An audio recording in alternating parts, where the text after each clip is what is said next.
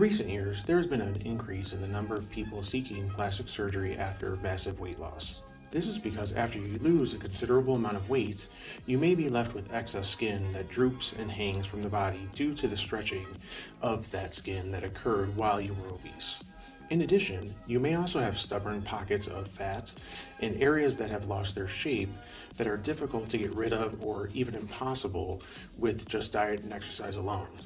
This can be embarrassing and may cause people to feel self-conscious about their appearance. Before I get into this topic, I want to say that I am not encouraging anyone to have plastic surgery. It is a very personal decision that you need to make for yourself. I also know that it is a privilege that I had that even allowed me to have this type of work done in the first place. I know that for many, it is not even an option. I promise that I would have still been pleased with my weight loss even if I couldn't have had plastic surgery afterwards. I also want to thank you for coming to my channel and ask that you like, share, comment, and of course, subscribe. One type of plastic surgery that we may consider after having a massive weight loss is skin removal. This procedure removes excess skin that has been stretched due to weight gain and can greatly improve the appearance of the body. It is especially beneficial for those who have lost a lot of weight, as the skin in many cases may not retract to fit the new shape of the body. The results of skin removal surgery can be very dramatic and life-changing, as it can help you feel more confident and literally make you feel more comfortable in your own skin. In addition to skin removal, you may also consider liposuction or fat grafting if you still have stubborn pockets of fat and/or areas that may have lost too much volume after losing a lot of weight.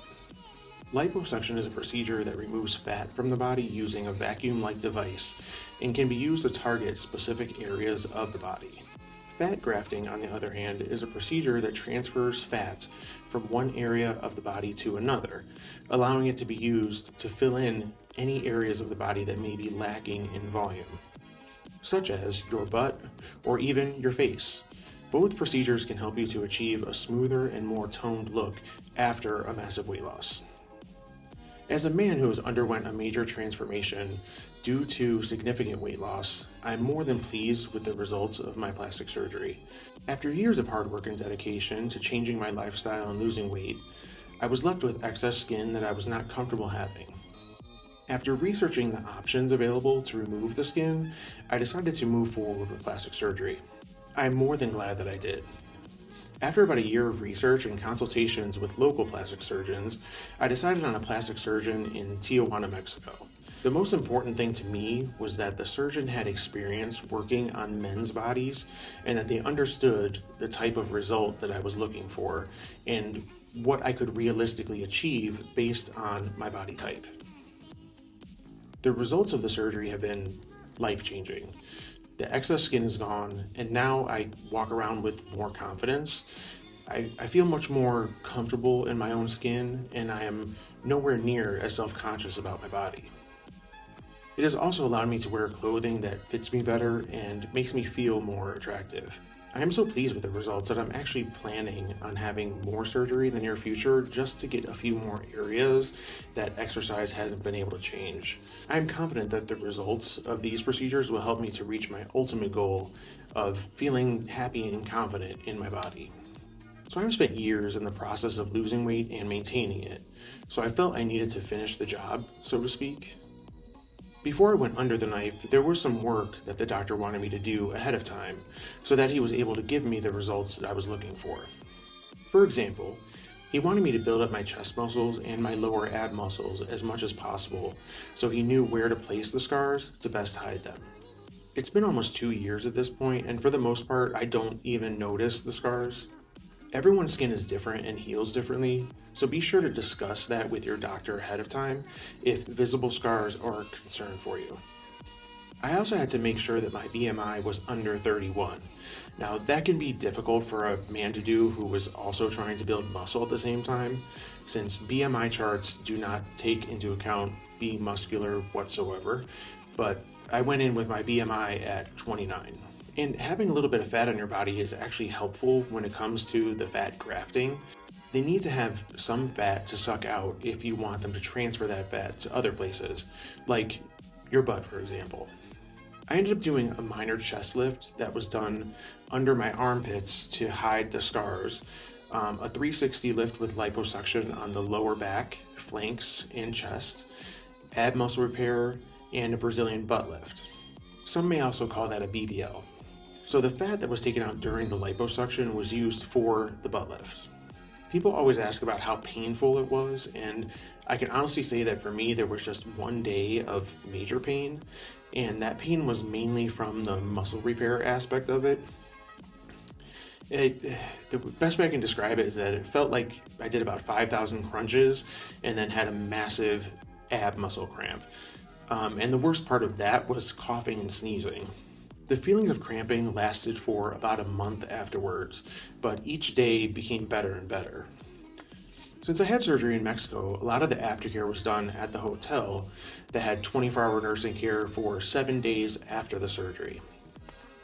To me, that was a huge selling point for having surgery in Mexico, because I couldn't imagine going home and having to fend for myself the day after a major surgery like that, as I would have had to do in the United States.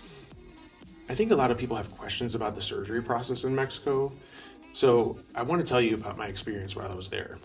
So I arrived in San Diego on a Monday and was advised to go to a specific location at the San Diego airport to wait for a shuttle to pick me up, as well as other patients. Oh, and by the way, I went completely alone for this. There were other patients there who were getting bariatric surgery and patients that were getting plastic surgery also waiting for shuttles. We all get into our shuttles and travel across the border and arrive at our very nice hotel where we check in. When I arrived, they took me to my room and advised me that someone would call me shortly to have an EKG done. About an hour later, they give me a call in my room, and I go down to the office that is located within the hotel, and they perform the EKG. I am then told that I am free to do whatever I wish until the next morning, when I will then have my pre-op appointment with the doctor, which would then be Tuesday morning. So that evening I went and had dinner at a very nice restaurant, which is located across the street from the hotel. And then I went back to my room to shower and just get a good night's sleep because I was exhausted from the traveling at that point. I was advised to be in the lobby at 9 a.m. the next morning so I could be shuttled to my doctor's office for the pre-op appointment. The next morning, they take me and another person a few minutes away to the surgeon's office and get to meet with him for the pre-op appointment. After going over again what he will be doing, he starts to do his markings on my body. So he essentially has a roadmap of what he will be doing the next day. And this is a pretty eye-opening experience because you can physically see by his markings the amount of skin that will be removed. During the pre-op appointment, he also provided other types of procedures such as Botox and facial fillers. So, of course, I was like, since I'm here, why not? So I got under eye filler in my top lip, and Botox on my forehead, crow's feet, and these 11 areas. After that, and after he makes sure all of your questions are answered, I was free again for the rest of the day, and was told not to eat or drink anything after 8 p.m. I went to a very nice grocery store across the street from the hotel. I bought myself some fruit, yogurt, and other snacks so I could have in the room with me, since I knew I would be trapped in the hotel for a few days, and I didn't want to rely solely on room service for everything. The next day was Wednesday, the day of the surgery. I was told to be in the lobby at 6 a.m. to meet with the shuttle driver to take me to the hospital. I was also told to shower with a special soap before I met the shuttle driver and to wear comfortable clothes. I was then taken to a very nice, recently built hospital where I met with the cardiologist and anesthesiologist. They go over everything with me that they will be doing, and then I get to see my surgeon one last time.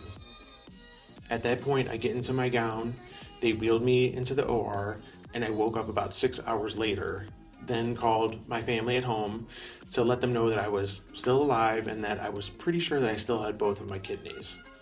And then I fell asleep.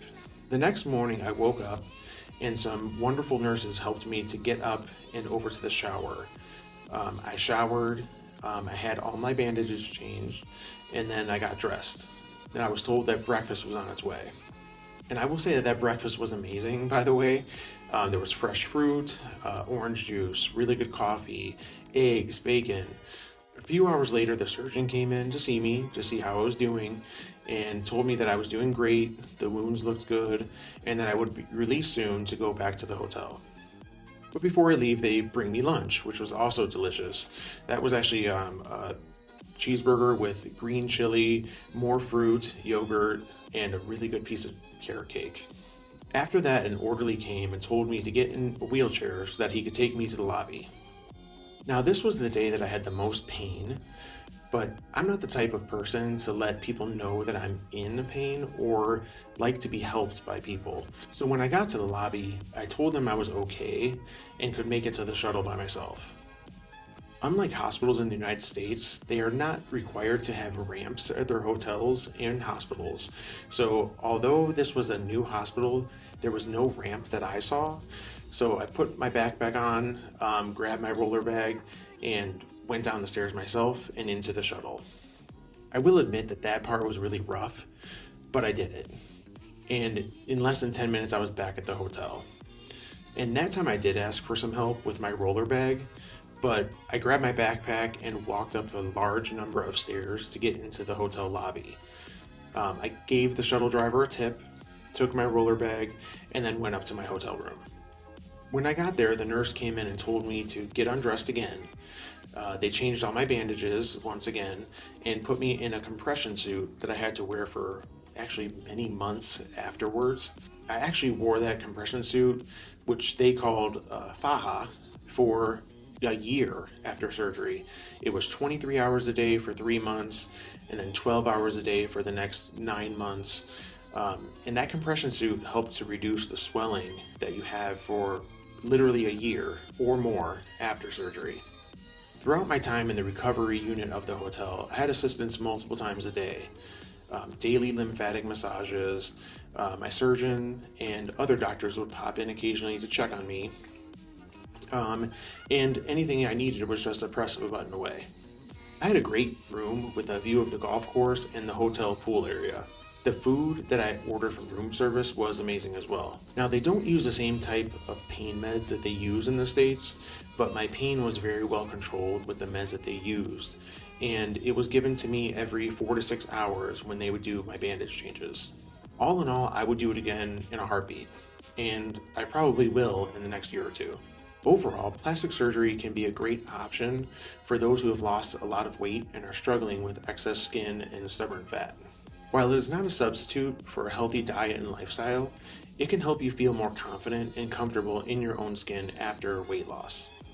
If you are considering plastic surgery after massive weight loss, it is important that you consult with a plastic surgeon and do your research to ensure that you receive the best care and results. I also suggest that men in particular ask the doctor whom you are considering to show you before and after photos of men that they themselves have actually worked on. Men's bodies are obviously not the same as women's, and you need to have someone who is experienced performing surgeries on male bodies, so that way you can get the results that you're actually expecting. I made sure that the doctor knew exactly the type of result I was looking for, and let them explain to me how they were going to achieve that result. Their answers should make you feel confident that they understand the results you are trying to achieve, and they should also explain to you any type of barriers that they may face in getting you those results. You should also be realistic about your expectations because it may take multiple procedures to get the results that you are looking for, and also some things just may not be possible based on just your body type or build alone. It's a good idea to listen to what the doctor tells you as they perform these procedures over and over and know what is possible for you to achieve with your body type. Please comment below if you have any questions, and I will do my best to give you any answers or get you to a source for those answers. Also, I would greatly appreciate if you would subscribe to my channel. Thank you for watching.